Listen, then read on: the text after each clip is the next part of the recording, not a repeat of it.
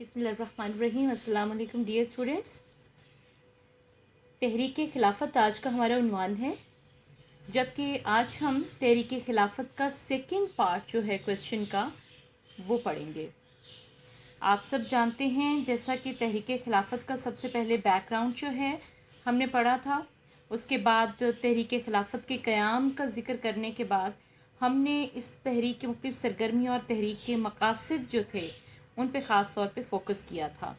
जबकि इसके अलावा हमने अली बरदरान के किरदार और मुस्लिम सहाफ़त का किरदार भी पढ़ा, और हमने अपने प्रीवियस अपने लेक्चर में तहरीक खिलाफत और कांग्रेस का क्या किरदार रहा इसको भी डिटेल में डिस्कस किया है।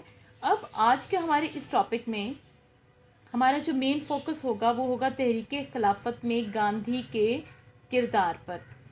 तो इसके लिए एक तो यहाँ पे मैंने जंग अज़ीम अव्वल की डेट राइट की है, ये आप लोग भी बहुत अच्छे से जहन में रखिएगा। उसके बाद हम गांधी की तहरीकों और गांधी के मशवरों के बारे में डिटेल में बात करेंगे। तो गांधी ने अपने मकसद को हासिल करने के लिए तहरीक खिलाफत की शुरुआती दौर में तो भरपूर हिमायत की, और इसकी जमात कांग्रेस ने भी तहरीक खिलाफत में पूरा साथ दिया और उनके जलसे जुलूसों में मुस्लिम लीग की शिरकत भी की। गांधी ने जब जंग अज़ीम अव्वल के दौरान तहरीक अदम तावन, तहरीक तुर्क मवालात और सिविल नाफरमानी जैसी जो तहरीकें थीं वो शुरू कर रखी थीं, चूँकि वो मुसलमानों को एक्चुअली करना क्या चाहता था कि वो मुसलमानों को अपनी इन तहरीकों में शामिल करने में कामयाब हो गया था कि हम आपको सपोर्ट कर रहे हैं, आप हमें करें, यानी मुसलमान कम्युनिटी हमारी इन तहरीकों को हमारी सपोर्ट करे। बेसिकली वो मुसलमानों की पावर या स्ट्रेंथ जो थी वो चाहता था, और इसमें वो बहुत हद तक कामयाब हो गया। इसकी वजह से मुसलमानों को बहुत हद तक नुकसान भी उठाना पड़ा।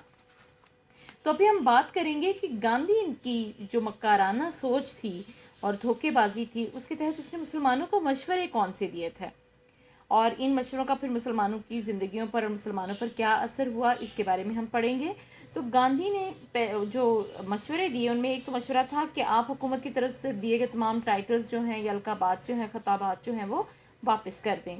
सेकेंडली, जितने भी गवर्नमेंट जॉबियंस हैं यानी गवर्नमेंट एम्प्लॉयज़ हैं वो अपनी मुलाजमतों को छोड़ दें, बच्चे तालीम को छोड़कर सड़कों पर निकल आएँ, अपनी गिरफ्तारियाँ दें, टैक्सेस जो हैं वो देने से इनकार कर दें, यानी अंग्रेज़ हुकूमत आपकी मुखालिफ कर रहे थे ना बेसिकली वो मुसलमानों के।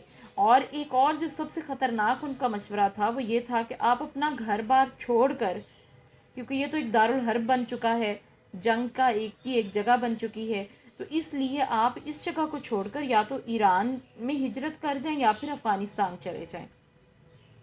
अब इन मशवरों का मुसलमानों पर असर क्या हुआ कि मुसलमान रहनुमा तो गांधी की साजिश को ना समझ सके।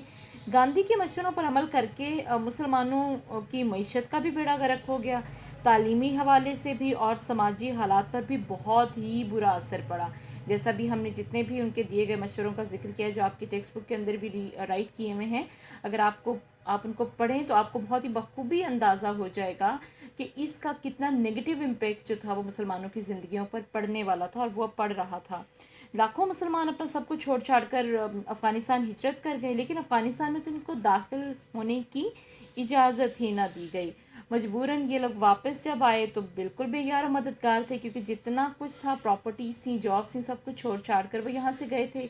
लेकिन अब वापसी पे उनके पास सिवाय कसम पुरसी की हालत में अपनी ज़िंदगी बाकी गुजारने के अलावा और कोई चारा नहीं था। लेकिन अब एक बात क्लियर हो चुकी थी कि गांधी का मकरू चेहरा जो था वो बेनकाब हो चुका था। तो हम पढ़ते हैं कि तहरीक का अंजाम क्या हुआ। सान्या चोरा चोरी से शुरू करेंगे, आपको ये नाम भी यहाँ पे मिलेगा, लेकिन एक्चुअली सान्या चोरा चोरी जो है वो इसका रियल है, एक्चुअल नेम है। तो यहाँ पे हम बात करेंगे कि 1921 में मुसलमान कायदीन की गिरफ्तारी की वजह से गांधी को इस तहरीक का लीडर बना दिया गया। 5 फरवरी 1922 को सुबह यूपी के एक ज़िला था गोरखपुर, इसके कस्बे चोरा चोरी में अवामी जुलूस के साथ पुलिस का तसादम हो गया। मुश्तिल हजूम ने थाने को नजर आतिश कर दिया। नतीजतन क्या हुआ कि 22 सिपाही जो थे वो जलकर मर गए। गांधी ने सान्या चोरा चोरी को बहाना बनाकर ये कहते हुए खिलाफत के खात्मे का ऐलान कर दिया कि चूंकि तहरीक अदम तावन और तुर्क मवालात की तहरीक अदम तशद्दुद पर कारबंद नहीं रही हैं, इसलिए तहरीक खिलाफत को अब ख़त्म कर देना ही बेहतर है। تو ایسے میں تحریک خلافت کا خاتمہ کر دیا گیا، یعنی 1954 میں اتحادی افواج جو تھیں اور مصطفیٰ کمال پاشا جن کا تعلق ترکی سے تھا، ان کے درمیان ایک معاہدہ ہو گیا تھا لوازن کا، اور اس کی روح سے یہ طے پایا تھا کہ ترکی کا کنٹرول تو مصطفیٰ کمال کے پاس ہی رہے گا، اور اس طرح مشرق وسطیٰ اور شمالی افریقہ کے علاقوں سے ترکوں کا کنٹرول جو تھا وہ ختم ہو گیا، جبکہ حجاز مقدس کا علاقہ عربوں کے حوالے کر دیا گیا۔ اقتدار میں آنے کے بعد مصطفیٰ کمال کی جو اسمبلی تھی اس نے خلافت کا ادارہ ہی ختم کر دیا سرے سے، جس ادارے کے ساتھ مسلمان مذہبی وابستگی رکھتے تھے۔ اب ہم بات کریں گے کہ تحریک کی ناکامی کے اسباب کیا تھے۔ ایک تو گاندھی کا علیحدہ ہونا، اس تحریک کے خلافت کی تحریک میں وہ جان نہ رہی، کیونکہ ایک بہت بڑی کمیونٹی کو ساتھ لے کر چل رہے تھے۔ پھر منصب خلافت کا خاتمہ ہو چکا ہوا تھا، مصطفیٰ کمال اتا ترک نے مارچ 1954 میں منصب خلافت کے خاتمے کا اعلان کیا، تو تحریک کا جو مقصد تھا وہ بھی ساتھ ہی ختم ہو گیا۔ پھر سانہ چورا چوری کا جو واقعہ تھا یہ بھی تحریک کی ناکامی کا سبب بنا۔ اب ہم یہاں پہ اینڈ پہ بات کریں گے اثرات و نتائج کی، یعنی اس تحریک کے اثرات کیا ہوئے اور اس کے نتائج کیا برآمد ہوئے۔ مسلمانوں نے خود اعتمادی و سیاسی بیداری کو فروغ حاصل ہوا، مالی امداد جو تھی، جیسے مالی امداد سے انقرہ میں قائم ہونے والی نئی قومی حکومت کو استحکام ملا تھا۔ علماء کی کردار میں اگر ہم بات کریں تو تحریک خلافت کے دوران علماء کو حجروں سے نکل کر میدان سیاست میں آنے کا موقع ملا تھا، طلباء میں بھی سیاسی شعور اور بیداری پیدا ہو چکی تھی، تعلقات میں کسی حد تک کشیدگی ہوئی، کیونکہ مسلمانوں اور انگریزوں کے جو تعلقات کچھ عرصے سے بہتری کی طرف آ رہے تھے، اب وہ پھر سے کشیدگی کا شکار ہو گئے۔ اینڈ پہ ہم دیکھیں گے تحریک کا انجام کیا ہوا۔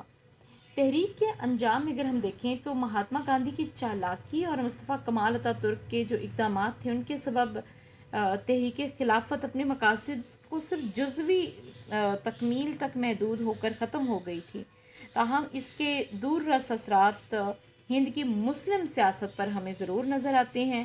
ساتھ ہی 1916 میں جو مسلمانوں اور ہندوؤں کے درمیان میثاق لکھنؤ طے پایا تھا، اور جس کے باعث قائد اعظم کو ambassador of Hindu Muslim unity کا ٹائٹل بھی دیا گیا تھا، تو یہ کافی حد تک اس کی کلئی بھی کھل چکی تھی اور اس کا بھی فیس سامنے آ چکا تھا کہ یہ بھی وقتی ہی ایک اتحاد ثابت ہوا تھا۔